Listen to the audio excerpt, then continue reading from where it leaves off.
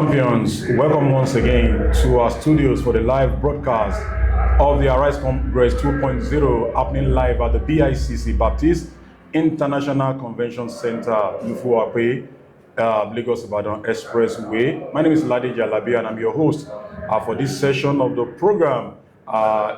We've had a series of ministers who have graced this occasion since the start of the day 2 today. We had Pastor Feladuro Toye, and currently with me in the studio is a woman of God, a business woman.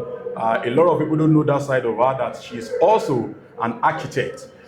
She is a pastor, she is a wife, she is a mother, and she is the president and the founder of the Real Woman Foundation. I'm talking about no other person than Pastor Nike Adeyemi. Good afternoon. It's a pleasure to have you in the studio. Good afternoon. I'm glad to be here. Oh, fantastic. Well, I must make a confession today that I will send you to Daddy to help me say thank you to him. We grew up back then in Osogbo, listening to Success Power on radio and television, and those are the things that shape us. But quickly, let's delve into the conversation for today. You've just, talked to thousands of youth about becoming a global champion. And there is one thing I picked in your conversation. Part of things that one needs to do to become a global champion, you said one should be able to add value. You are working irrespective of how much you are being paid, add value. A lot of youth don't understand this concept of adding value. Please help us expatiate on it. Adding value, God wants us. He's put so much in us to give to our world. And we are not to hold back. We are to give freely. His word says, freely you have received. Freely give. So young people have to understand this concept. That it's not about conserving your energy for others, but it's about giving it. Giving freely. The more you give, the more you are replenished. It's a mentality that they have to change, that we all have to change. Is this mentality of, do they deserve it? Is this mentality of that lazy servant? When the master went, the parable of talents in the Bible, when the master went on a long journey and he gave one 5 talents, gave one 2 talents, and gave one 1. Remember the story? Yes. The one he gave 1 talent was lazy. He hid it. The one with 5 talents went, he did business with it, he multiplied it. The one with 2 talents also did. But the one with 1 talent just went to hid it in the ground and played it. And when the master now came back, he asked the first one. The first one said, you gave me 5 talents, this is now 10. He gave him back. The one that he gave to said, he gave me 2, this is what, 4. That means they doubled it. The one with 1 talent, what was he supposed to do? Deliver 2. Yeah. 2, just 2. But he said, I know you are a hard man. You want to reap where you have not sown. They even abused like a monkey, they walk, baboon, they jump. Kind of thing. There you go, the one you gave me. I help you keep it. It is as it is. But he didn't know he was doing himself. He added no value. Maybe he was playing, and the master said, you are lazy, you are slothful and wicked. But to the others, he gave them a raise, he promoted them. Even the one that he didn't promote the one that had 5 talents more than the one that had 2. Because he saw that they brought the energy, they brought, they doubled it. If he had brought 2 to the man, he would have gotten the same promotion. But I gave you only 1. But that's the reason why I gave him 1. The master already knew that he was lazy. Wow.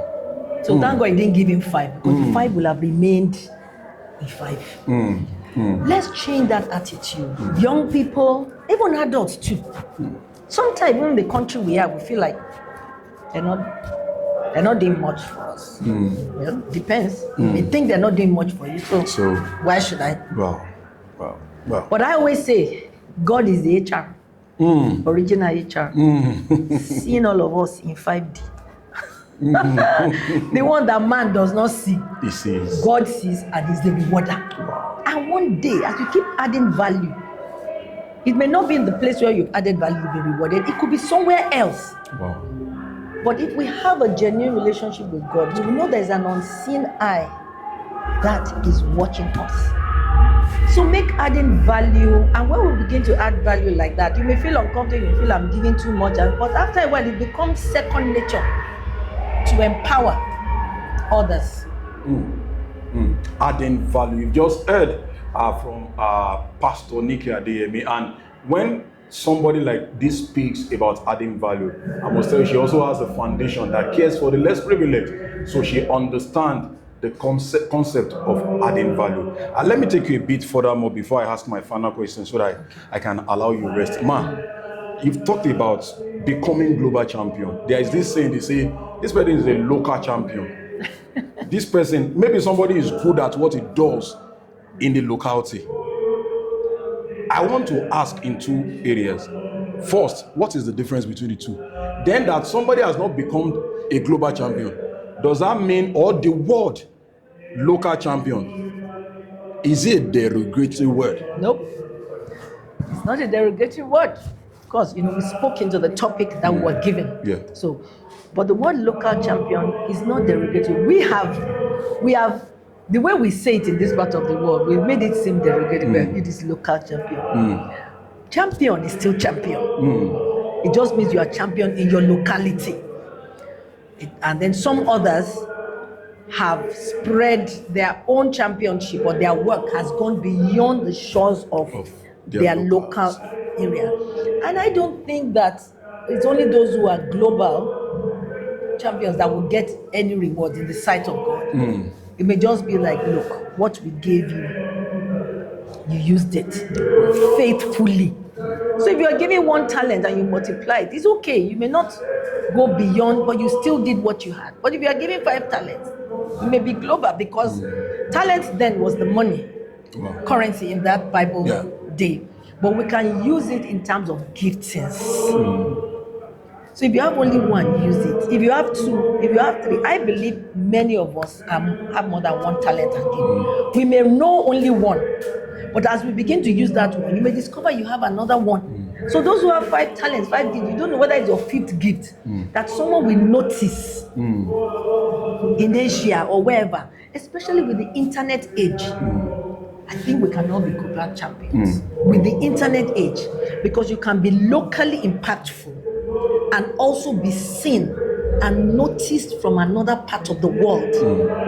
And they use the information you put out. You have become global champion because you've been noticed global, you've been noticed from another part of the world. So it's in that sense that I feel that we can all be global champions, because there's the internet. But you may never leave your village. You may never leave Lagos or leave, Gomosho or wherever you've come from. You may never leave that place, but your work will send you will abroad. be seen. It will be impacted. Like you write a book. I didn't even have time to talk about my book, Light Up, that I just released. You write a book, you put it on the internet or some platforms. Someone in another part of the world can buy it. And to impact their life. They may not have the time to give you feedback, to share testimony, or to say how one sentence in that book changed their life, made them to go and start their business, or made them not to give up on what they were doing and change their life. And they themselves became global champions. Meanwhile, you yourself may not even have left where you are. You're still a global champion. Wow. Because your work impacted. Well, like I just mentioned while I was doing Pastor's introduction, I've never met Pastor Sam Adeyemi, but I've listened, I've watched Success Power, and it has been a blessing. So it's a challenge to you there. Do something. Utilize the internet. Don't just go there, waste your data away. Do something serious with your life. Before we go, I would like for you to mention the name of the book again and where people can get it. But before then, let me ask this question. It will be my final question before I allow you to make it. It will be something like a personal question now, if you don't mind. You are a pastor, you are a mother, you are a wife, and you are a business person. How easy has it been for you combining all these things together? And in every of those things, we've seen you as an excellent woman. How easy has it been? First, how easy? Then, how are you coping? And you don't have gray hair. Thank you for asking that. Thank you for asking that. Honestly, it has been by the grace of God. I lean heavily on God's grace. I lean heavily on support. Like today now, I didn't come alone. Someone drove me here and I came with my PA and my social media manager, executive. So try not to do it alone because it's a lot. As the work, because you know that I started out as a young girl. Okay, then I went to school, I got my degree in architecture, then I did my NYC, then I married a pastor. That doesn't make me a pastor. Add the fact that you also have a master's in business administration. Yes, and then went back to school, did that. So you add that on. First kids, second kids, I thought we were done, girl, boy, then God said, okay, one more. Then they became three, So as these things get added on, you are stretched. But as you are stretched, be conscious that you are not El Shaddai. You're not El Shaddai, if not. You're Shaddai. So be conscious that you are human. Yes. So if you are not changing and allowing help or pausing or slowing down, there are seasons where I'm just going, but there are seasons where I just pause. I pause. If I want to sleep, my phone is on silent, I rest. If I want a day off and I want to rest, go get massage, just, I do that. So it's about knowing yourself, having balance, and letting other people help you. Don't say, I'm alone, I'm doing everything. A real woman, we have team, I have someone who manages the place now, and I just oversee it. When they need my help, they send me WhatsApp or email, we need it, so, and just go at your pace. Don't go ahead of God. Don't do past yourself. That is what don't do past yourself, but the Lord will allow yourself to be stretched, but be very wise. After a while, when your children grow up, you can also bounce ideas off them. What do you think about this and all that? I still have parents, and I'm the firstborn. Wow. I still have aged parents, as at now that we are in 2025. And you look this young. And they live in Ibadan, and I'm still going to go and visit them in a few days just to say hello. Because so responsibilities upon responsibilities. But I always tell people, breathe. Take vacation, take break, take retreat. I want to see, you want to say, I'll be back. I will be back. You have to be very wise. So that you can see me next year. So that you can see me next time. So you have to be wise. Wow. You have to be wise. Whenever we get angry, but you will have taught them something. Hey, man, you can't see me now. I'll see you next week. See, God forbid. It's someone by that use those language. The church will continue. Business will continue. Life will continue. Yes. So when I remember that, I tell you, girl, calm down. Slow down. I know this is a lot, but calm down. Wow. Do it in your stride, and be excited and joyful. I was very happy to be here. I was excited because this is my first time coming to the Nigerian Baptist Convention. I kept saying national, but Nigerian Baptist Convention. And it's amazing. Wow. I mean, you go from glory to glory. Amen. This time next year, this premises be even more, much more completed and more beautiful than this. I'm so excited. Anywhere where I see youths, I'm like, can you gather 20,000, 25,000 youths in one place? Thank you. Yeah, wow, thank you. Well, on a final note, Mommy, roll out some of your books. Where can we get them? So how can people get them? Most recent one is called Light Up, and it's based on the fact that Jesus said we are the light of the world. Yes, ma'am. And since that COVID time, I've been hearing that word, light. That thing came like darkness. We have to push out the darkness and be light. So the book will give people knowledge and how to shine bright in the world. There's another one, The Shift at the Well. That was before I wrote my husband's popular book called Shift. This one is The Shift at the Well, finding purpose in leadership. Jesus met that woman at the well, and it became deliverance and a whole lot of new life for her. And then I have so many other books, but those two. But there's another one that's good for you. It's powerful. It's a confessional, 2 confessionals. It's called Confessional for Our Princes, for ages 13 to 18. Yes? See, 13 to 18? Oh my God, PA, remind me. What did I write? Or did I write 5 to 18? It's for young people. Yes. 13 to 19. To 19. All right. All right. Please, you will cut this place. You will adjust this place. Yeah. There's confessional for our princesses. It's also that I think it's 5 to 19 that I wrote there. Okay. And it's just basically for girls and for boys. But it's a book of confessions, confessionals. It's not dated. Wow. It's not these dates for this day. So it's all year round. Okay. I remember when it came out last year, people bought books. That's why I'm confusing that. What age is it again? People bought books, these two, for their unborn children. Wow. Some people bought it by faith. Some bought it for my PA here. She bought it for a set of twins because you want to read it to them until they can confess it themselves. And I use that book sometimes. Wow. In fact, sometimes I open the one for princesses and I confess. Sometimes I go to the boys' own because not all pages are gender specific. You know, but it's things like I'm a creative being. God will use me mightily. I'm a blessing to my generation.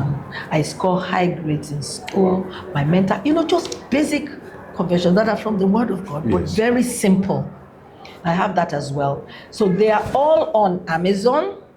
Okay. Globally, so that's globally is on Amazon. Yeah. You can buy things globally on Amazon and it's mailed to them anywhere in the world. Yeah. But I have physical copies at my bookshop, Family First Bookshop.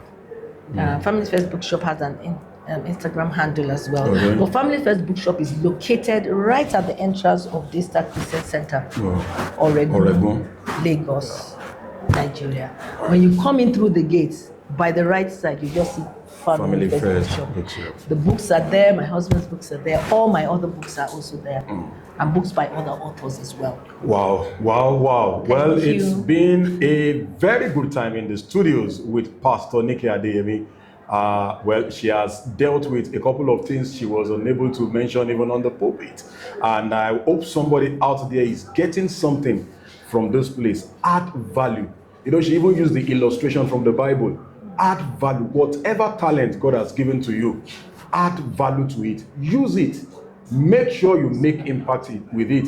You never can tell what will turn you to a global name. You never can tell what will turn you to a global brand. That will be the size of the show at this hour. Don't forget, you can follow us on all of our social media platforms at Arise for Impact on Twitter, Instagram, Facebook, YouTube, and TikTok. My name is Lade Jalabi. Until we come your way again, stay blessed. Thank you.